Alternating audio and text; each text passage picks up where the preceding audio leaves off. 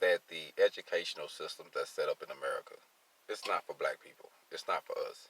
Like the white man education is not for us. His education is to enslave us and make us go get a job and still have to work for him. You see what I'm saying? No matter what position you go up in the ladder, you still working for him. But they ain't teaching you about independence and how to start businesses and doing LLCs and doing corporations and really flipping your money. Nah, they don't want you to do that.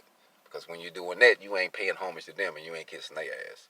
So let's do our own thing. It's a lot of different businesses out here. It's a lot of different companies that's black owned, that's educating blacks, that's trying to take us to a next level, man. Reach out. Start thinking outside the box.